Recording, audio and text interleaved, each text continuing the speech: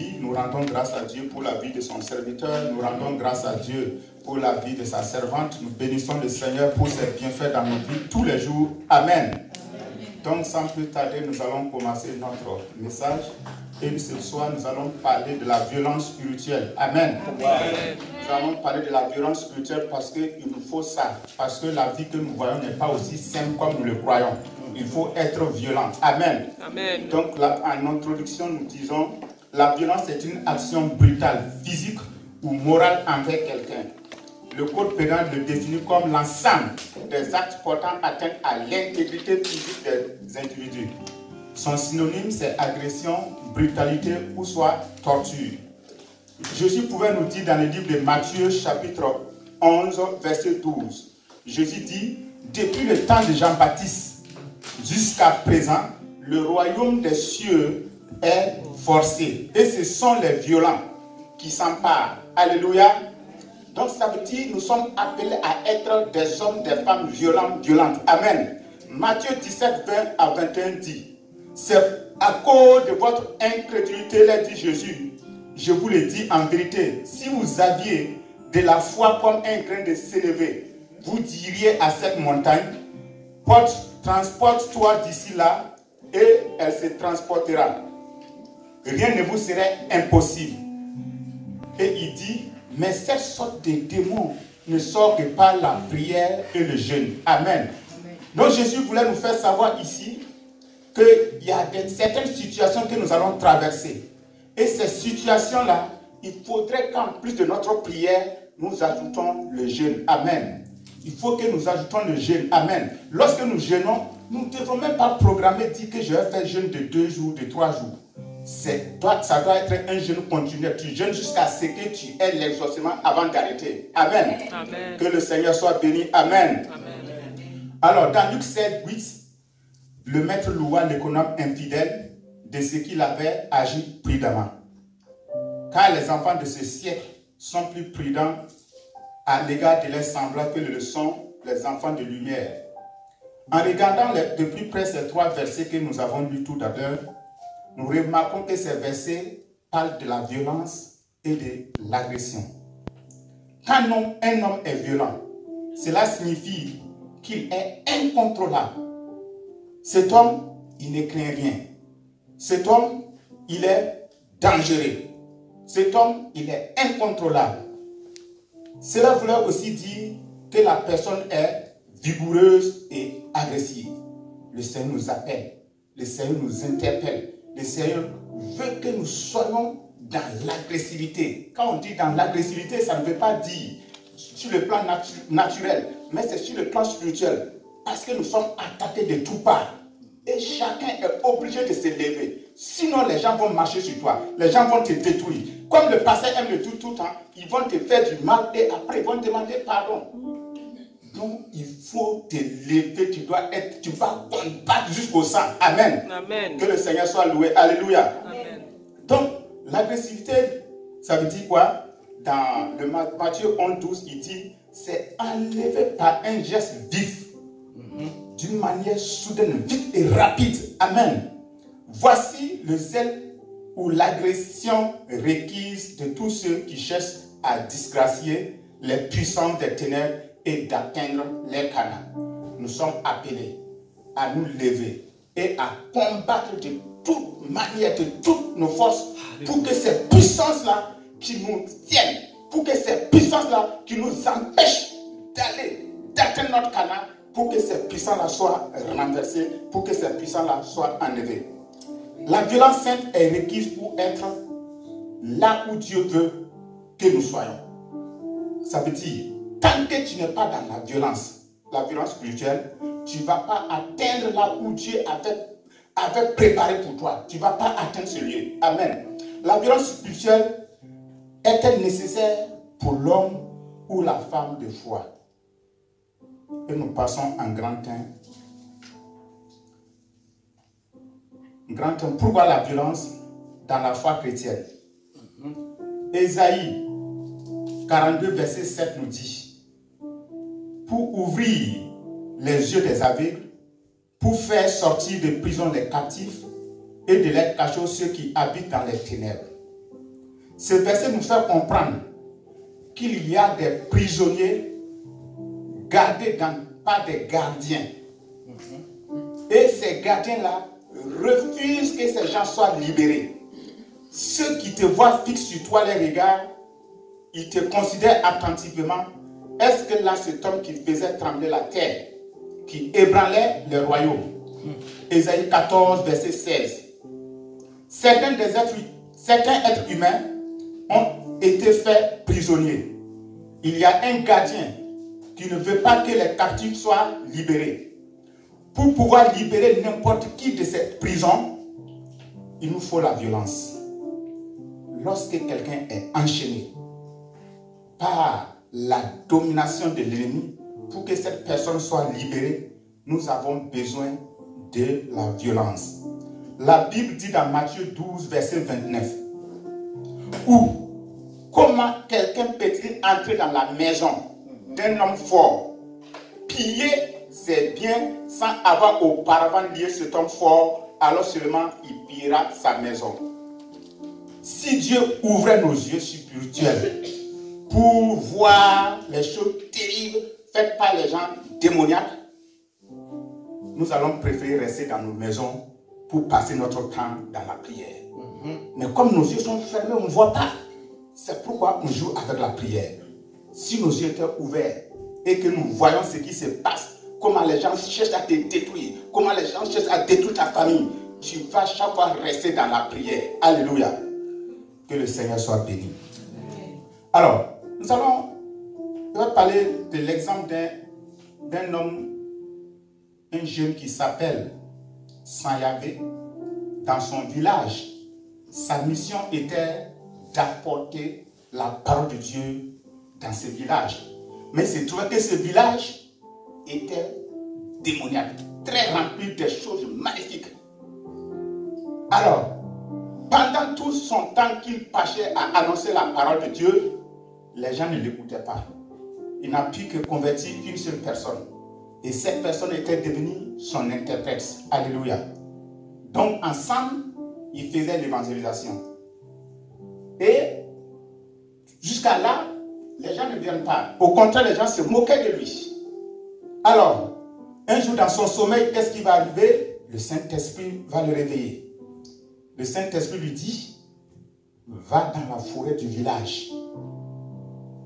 Il se lève, il réveille son interprète ensemble.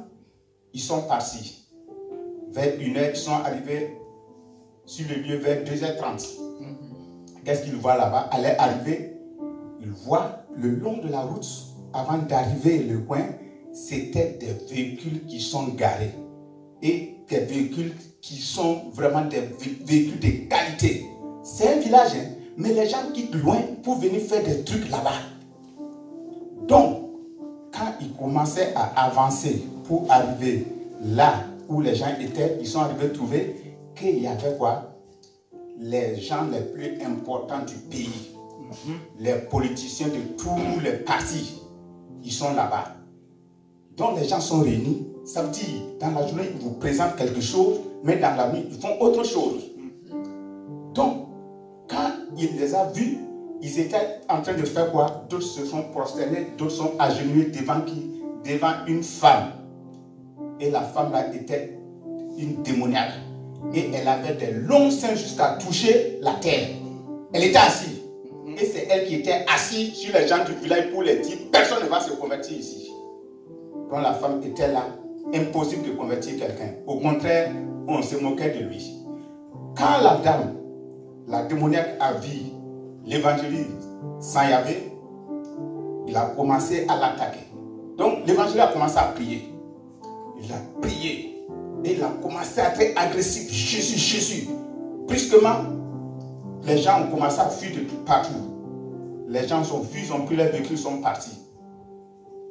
Sanyavé et son interprète, quand ils rentrent au village, allaient arriver seulement, les gens du village savent qu'il y a quelque chose qui s'est passé. Il a été convoqué par les chefs du village pour le sommer de quitter le village. Il dit, lui, il ne peut pas quitter parce que c'est le Seigneur qui lui a donné cette mission d'évangéliser le village. Sanyavé et son interprète, ils ont chargé l'oncle de Sanyavé de le faire du mal, de le chercher lui-même. Malgré toutes les possibilités qu'ils ont faites dans la sorcellerie, rien n'a pu atteindre l'évangéliste et son interprète. Alors, comme les gens ont vu qu'ils ne pouvaient pas sortir de cette situation indemne, alors tous les jeunes sont revenus au Seigneur. Et ça a été une victoire pour la gloire de Dieu. Amen. Pourquoi? Alléluia. Dieu soit loué. Parce qu'il a été agressif. Donc nous sommes appelés à être agressifs, être violents. Il faut savoir qu'il n'existe pas une armée qui gagne la guerre seulement en défendant. Nous sommes l'armée de l'Éternel. Tu es soldat de Dieu.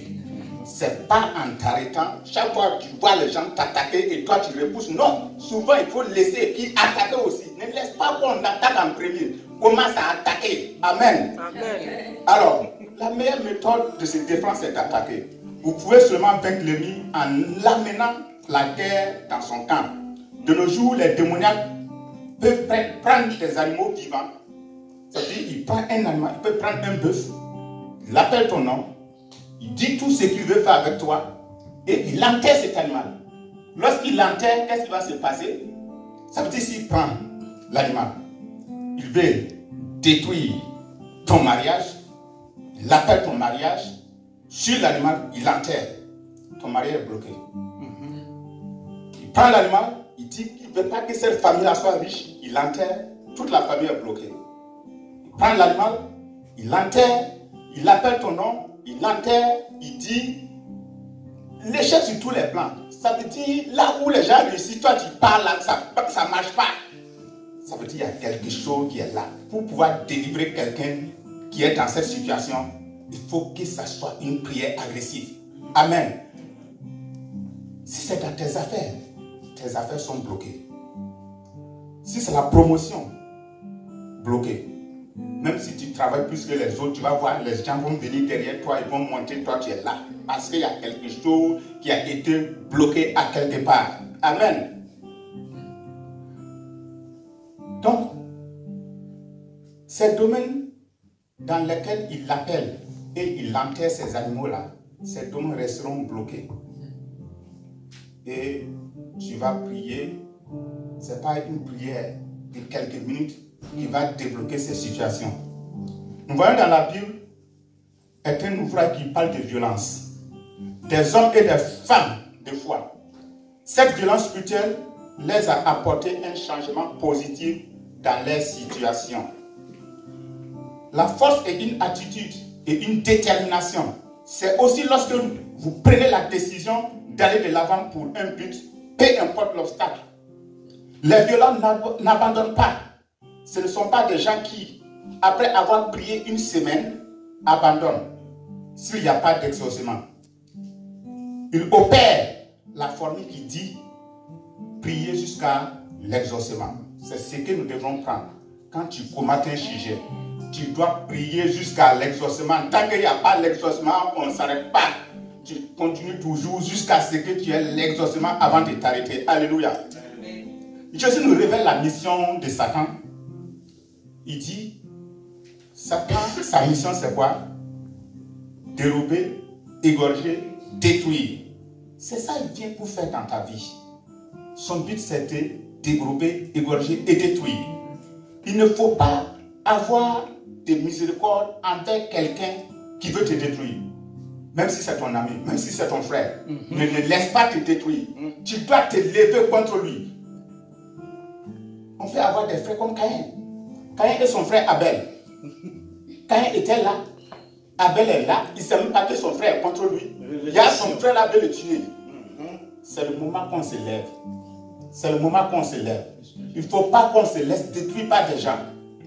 Il faut qu'on se lève. Il faut qu'on combatte. Même si on va combattre jusqu'au sang, il faut qu'on le fasse. Il faut qu'on combattons pour nos familles au nom de Jésus. Amen. Amen. Que le Seigneur soit loué. La Bible déclare que si nous devons combattre, agoniser dans la prière ou combattre pour paralyser l'opposition, nous devons le faire avec toute notre force. Donc la prière là, Ce n'est pas quand tu es fatigué que tu viens maintenant faire. Non. Il faut te lever en forme pour prier. Parce que la prière a besoin de la force. Il faut te lever de toutes tes forces et prier de tout ton cœur. C'est ça qui touche le cœur de Dieu et c'est ça qui change les situations. Lorsque tu pries d'une manière nonchalante, il ne faut pas croire que tu vas recevoir quelque chose.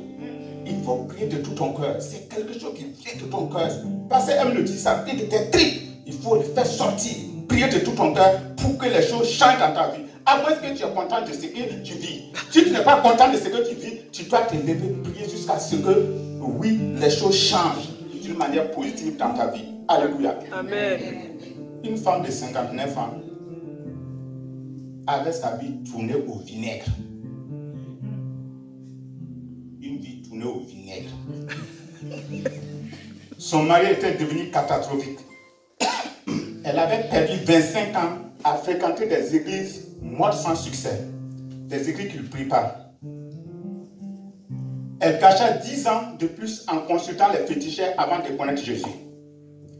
Elle désirait avoir un enfant. Elle demanda à l'homme de Dieu si c'était encore possible.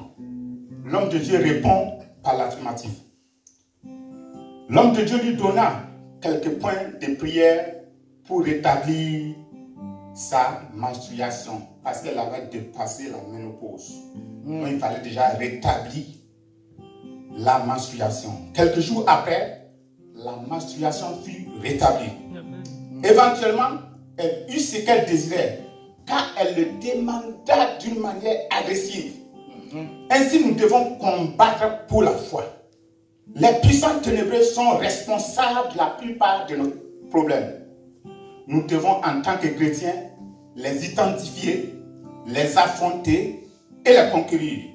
Jésus dit, voici, je vous ai donné le pouvoir de marcher sur les serpents et sur les scorpions et rien ne pourra vous nuire. Ce verset-là n'est pas donné pour les non-chrétiens. C'est pour ceux qui aiment Jésus. C'est pour ceux qui marchent avec Jésus. C'est pour ceux qui croient en Jésus. C'est pour ceux qui chaque fois entendent les paroles de Dieu. C'est à ceux-là que Jésus a donné cette parole. Je vous ai donné le pouvoir de marcher sur les serpents et sur les scorpions. Les serpents, ce sont ces ennemis-là qui disent chaque fois qu'ils sont ton ami, mais au contraire, ils sont en train de vouloir te détruire. Ils sont au contraire vouloir te nuire. Ils sont au contraire vouloir te détruire carrément. Ils sont là. Parce que lorsque vous voyez les empoisonnements, quelqu'un qui n'est pas ton ami ne peut pas t'empoisonner. Il peut pas, il va quitter tout ce qui va t'amener, tu vas faire attention, tu ne vas pas manger. Mais généralement, c'est les gens qui sont proches de nous, que nous avons confiance, c'est eux par qui on passe pour nous faire du mal. Que le Seigneur soit loué.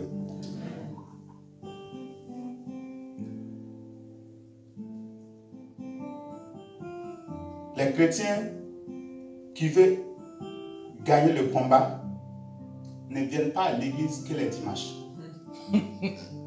Dimanche, ça ne suffit pas.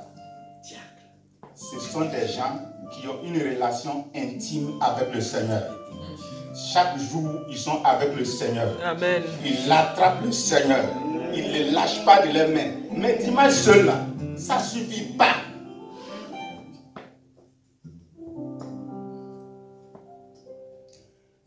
Les apôtres étaient en permanence dans la présence de Dieu.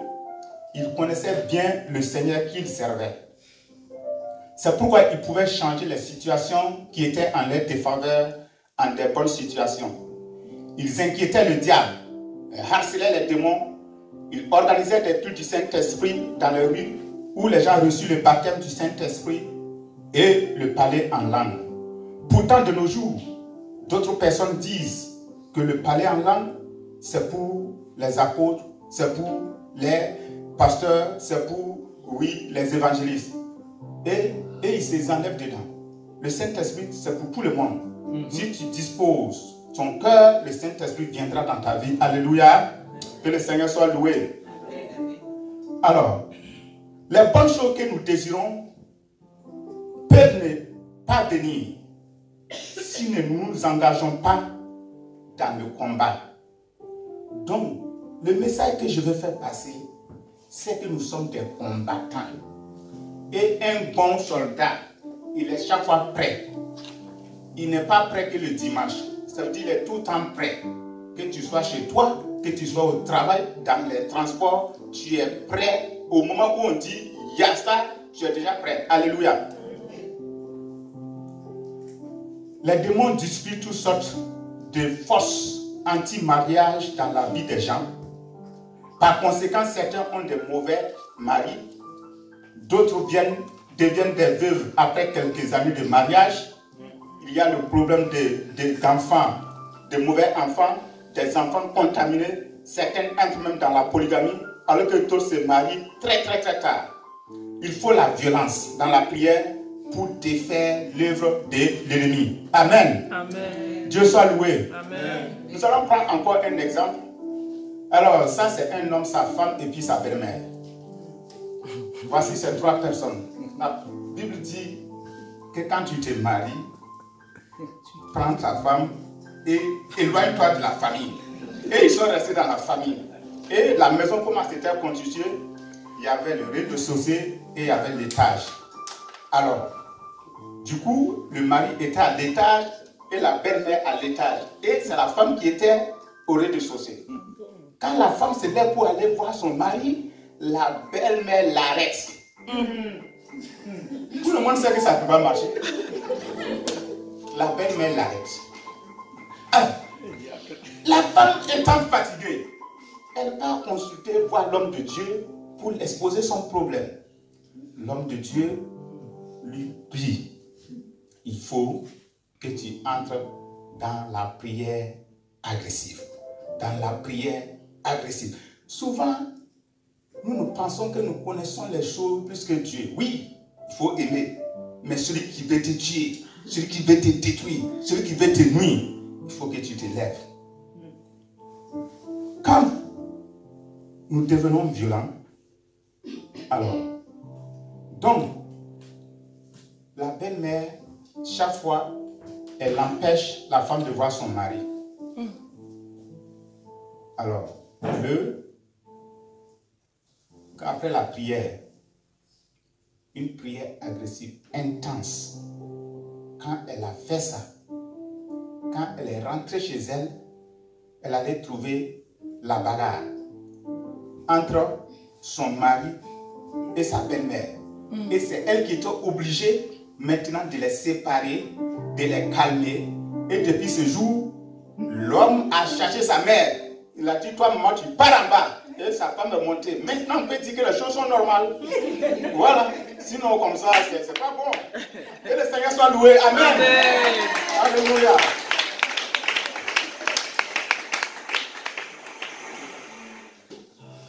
Alors, donc, quand nous devenons violents, les choses changent d'une manière positive dans nos vies. J'aimerais que nous fermions les yeux et nous allons demander cette onction avant de continuer. Alléluia. Que l'onction qui détruit les œuvres des ennemis descend sur ma vie. Alléluia. Que l'onction de Dieu qui détruit les œuvres des ennemis descend sur ma vie au nom de Jésus-Christ. L'onction qui détruit, l'onction qui détruit, l'onction qui détruit, l'onction qui détruit, l'onction qui détruit, l'onction qui détruit, l'onction qui détruit les œuvres des ennemis, l'onction qui détruit les œuvres des ennemis descend sur ma vie, descend sur ma vie, descend sur ma vie, descend sur ma vie, descend sur ma vie, descend sur ma vie au nom puissant de Jésus-Christ. Alléluia. Amen. Amen. Amen. Dieu soit loué. Voyons l'exemple de violence dans la Bible. En grand 2, nous voyons ministère de Jésus, l'exemple de violence. Jésus est venu dans ce monde pour accomplir 3 choses. Il vint pour sauver, dans Luc 19, 10, il dit, car le Fils de l'homme est venu chercher et sauver ce qui était perdu. 2, il vint pour guérir. Acte 10, 38. Il a dit, vous savez comment Dieu a oint du Saint-Esprit et de force le Seigneur Jésus qui allait de lieu en lieu, guérissant tous ceux qui étaient sous l'empire du diable, car Dieu était avec lui. Il vint pour délivrer. 2 Thessaloniciens 3, verset 2. Et afin que nous soyons délivrés des hommes méchants et pervers, car tous n'ont pas la foi. Alléluia. De nombreux gens ont besoin de délivrance. Avant d'être libérés, la délivrance est un acte de combat spirituel qui vise à libérer une personne de toute forme de servitude. Jésus, Dieu et homme, a eu besoin de cette violence-là pour libérer et pour délivrer les gens. Si Jésus, notre maître, a eu besoin de la violence pour délivrer des hommes, pour délivrer des femmes. Nous aussi, nous avons besoin de cette violence-là pour apporter la délivrance dans la vie de nos frères, dans la vie de nos sœurs. Alléluia. Amen. Que dois-je faire pour être délivré? En grand 3. Comment obtenir la délivrance? Nous pouvons obtenir la délivrance par les 4 méthodes suivantes. D'abord, de 1, la croissance spirituelle. C'est pourquoi, laissant les éléments de la parole de Christ, tendons à ce qui est parfait, sans poser de nouveau le fondement du renoncement aux œuvres mortes de la foi en Dieu. Hébreux 6, verset 1. Quand vous faites des progrès dans la course chrétienne, votre vie spirituelle croît en même temps. Vous ne serez plus influencé par certaines choses qui avaient une emprise sur vous auparavant. Certaines personnes commenceront à vous éviter et certaines choses en vous vous quitteront d'elles-mêmes. Lorsque vous croissez d'une manière spirituelle, il y a des choses même qui vont fuir sans prière. Ça va quitter vos vies, ça va vous libérer, ça va même plus venir dans vos vies. Amen. Amen. Petit 2, la parole de Dieu. Ça veut dire que tu dois être attaché aussi à la parole de Dieu. Vous pouvez obtenir la délivrance par la confession de la parole de Dieu. Dans Josué 1:8, il est dit que ce livre de loi ne s'éloigne point de ta bouche. Médite-le jour et nuit pour agir fidèlement selon tout ce qui y est écrit, car c'est alors que tu auras du succès dans tes entreprises, c'est alors que tu réussiras. Dieu qui est, comme vous continuerez à proclamer, à confesser la parole de Dieu, Dieu qui est, Dieu fera ce qu'il a dit dans sa parole à travers ta vie et tu seras libéré. Donc en 1, nous avons la croissance spirituelle. En 2, nous avons la parole de Dieu que nous confessons tous les jours, va nous délivrer, va nous libérer. Petit 3, le ministère du conflit. Le ministère du conflit, c'est la confrontation avec le diable. Ça veut dire qu'il ne faut pas avoir peur des jeux du diable, il faut le confronter. Alléluia. Il faut l'attaquer. La parole de Dieu nous dit, il a eu guerre dans le ciel. Michel et ses gens combattirent contre le dragon et le dragon et ses gens combattirent. Amen. Apocalypse 12, 7. C'est quand l'ennemi vous attaque, il faut l'attaquer à votre tour.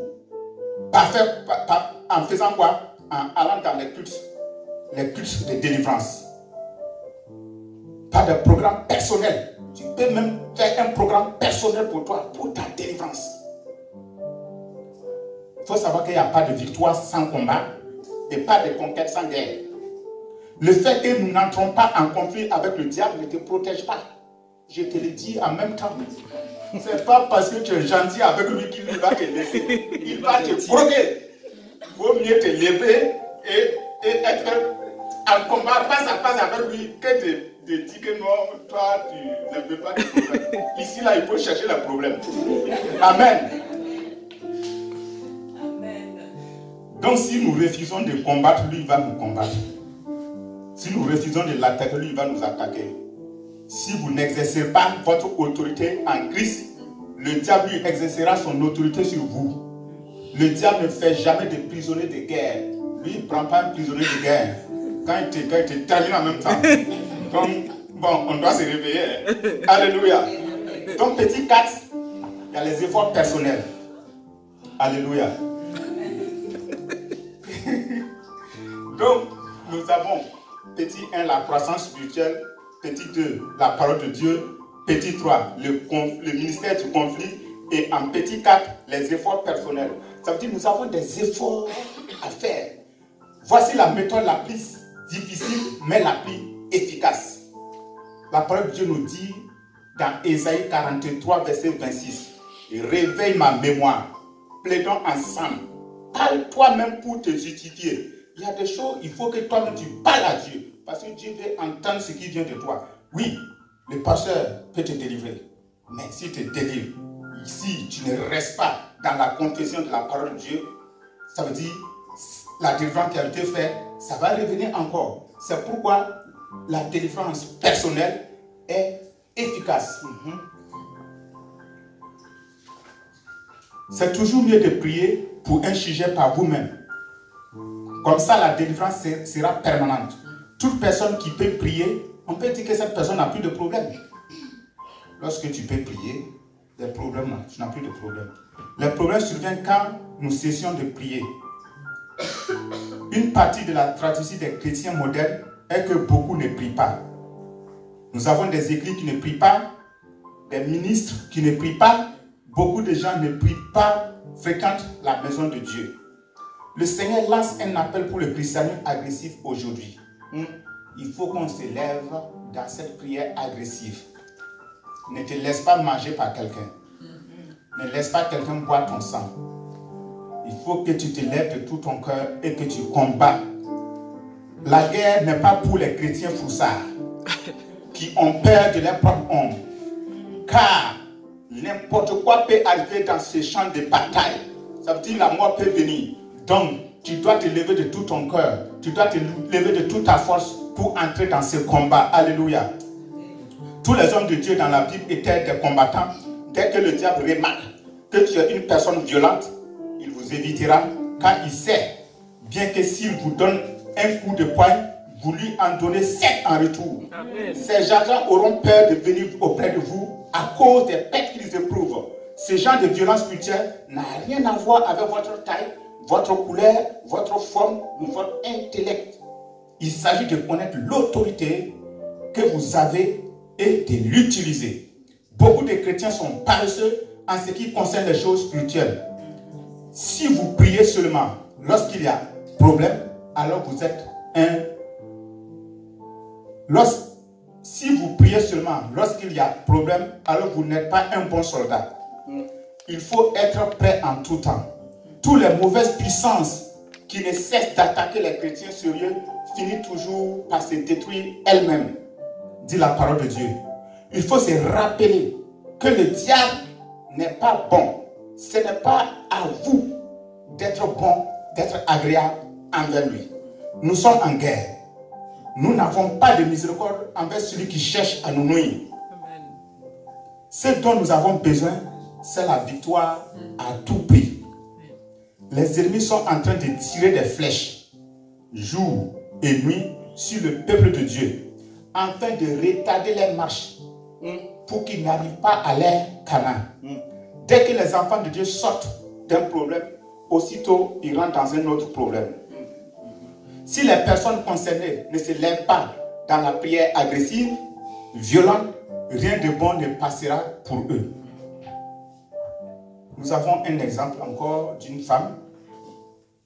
Cette femme, c'est une femme nantie. Du jour au lendemain, elle n'a pas su ce qui s'est passé. Son mari l'a cherchée et prendre une autre femme. Sur le domaine de la beauté, on peut dire qu'elle était plus belle que celui qui l'a pris. C'est une femme étrange que son mari allait récupérer et puis chercher l'autre femme. Et cette femme, elle avait 3 voitures, elle consultait un numéro et du coup, son mari l'a cherché. Sans rien, l'a cherché. Alors, elle va se tourner vers les églises de prière. Quand arrivé, l'homme de Dieu va lui dire, il faut que tu rentres dans la délivrance. Il faut que tu rentres dans la prière de délivrance. Elle a dit non, elle ne veut pas. Donc, on l'a laissé partir. Elle est partie tellement que l'attaque là était forte. Elle s'est retrouvée à l'hôpital. Et une fois à l'hôpital, elle s'est rappelée de ce que le pasteur lui a dit. Elle a donc programmé elle-même sa délivrance. 5 jours de prière intensive. Elle a commencé à faire ses prières agressives d'une manière puissante à l'hôpital. Au 5e jour, Dieu lui montre ce qui est derrière son problème. Alors, et quand elle a fini, quand elle est rentrée de l'hôpital, elle a trouvé que l'ange de Dieu a combattu pour elle. Cette femme a été dégagée et est revenue prendre sa place. Donc nous pouvons dire que notre Dieu est bon. Amen. Et nous avons besoin de prières agressives pour que nos situations difficiles bougent, pour que nos situations difficiles changent. Alléluia. Amen. Que le Seigneur soit béni. Amen. Après ces révélations, La délivrance est importante, car c'est par elle que vous pouvez enlever l'échelle par laquelle l'ennemi entre dans votre vie. Ça veut dire, si on n'est pas délivré, tu peux faire une prière de combat. Oui, quand tu pries, les démons vont fuir. Mais comme l'échelle par laquelle ils montaient pour venir dans ta vie n'est pas enlevée, aussitôt la prière sort, finie, dès que tu sors, ils vont revenir. Donc il faut que tu sois délivré de toutes ces puissances-là pour être libéré. Si vous combattez sans délivrance, les ennemis partiront en attendant que vous terminez et ils reviendront plus équipés qu'auparavant parce que les portes par lesquelles ils étaient entrés sont toujours ouvertes. C'est comme quelqu'un qui laisse ouvert la porte de derrière alors qu'il guette par la porte de devant avec un pistolet. Il a oublié que l'ennemi peut entrer par la porte de derrière et prendre ton pistolet. Si des adversaires avaient planté toutes sortes de mauvaises choses dans votre corps, y inclut des agents comme les télécommandes, vous y serez, où vous étiez au village. Il vous contrôlera encore n'importe où vous vous trouverez. Quand vous vous rendez compte que votre problème provient du village et que vous voulez les combattre, il faut d'abord chercher toutes choses plantées dans votre corps, sinon vous ne réussirez pas. Quand vous participez à la délivrance, Dieu cherche les mauvaises plantations dans votre corps, dans votre vie, et c'est alors que vous pouvez combattre. Si vous permettez à l'ennemi de boire votre sang, il va le boire. Mais si vous dites non, il ne pourra pas le boire. Les choses vont commencer à changer d'une manière positive dans votre vie. J'aimerais que nous fermions les yeux et puis on va faire ces deux prières. Toute mauvaise plantation, tout mauvais doigt qui s'élève contre moi, je t'ordonne de fléchir, je t'ordonne de chercher au nom de Jésus. Toi mauvais doigt qui t'es levé contre ma vie, toi mauvais doigt qui t'es levé contre la vie de mon frère, toi mauvais doigt qui t'es levé maintenant, je t'ordonne de fléchir maintenant, je t'ordonne de chercher maintenant, que ces doigts-là deviennent secs au nom de Jésus, que ces doigts mauvais qui s'est levé maintenant, oui Seigneur, contre le peuple de Dieu, cesse maintenant au nom de Jésus, rendu sec maintenant, rendu sec maintenant, rendu sec maintenant, au nom puissant de Jésus-Christ, alléluia, amen. Tout mauvais arbre spirituel planté contre moi soit démoli au nom de Jésus.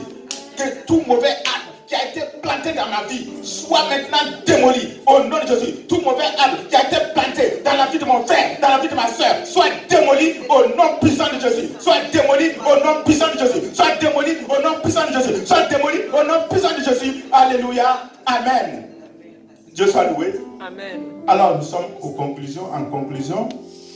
Alors, nous déclarons la guerre contre les situations avec la parole de Dieu, les prières, les jeûnes et une vie saine. C'est avec ces éléments-là que nous déclarons la guerre contre les situations. Quelquefois, nous harcelons Dieu comme si c'était lui le voleur. Mais le voleur, c'est le diable. C'est lui que nous devons harceler. Le diable ne comprend pas le langage de la violence. Le diable ne comprend que le langage de la violence. Il ne reconnaît ni la grammaire, ni les diplômes. Il ne veut pas savoir si tu allais fréquenter une école publique. Il reconnaît seulement quelqu'un qui se montre violent contre lui et qui est prêt à réclamer ce qu'il a volé à tout prix. Voilà pourquoi Jésus dira, depuis le temps de Jean-Baptiste jusqu'à présent, le royaume des cieux est forcé. Et ce sont les violents, les hommes agressifs, les hommes de guerre qui s'en emparent. Alléluia. Amen. Que le Seigneur soit loué. Alléluia. Amen, amen, amen, amen.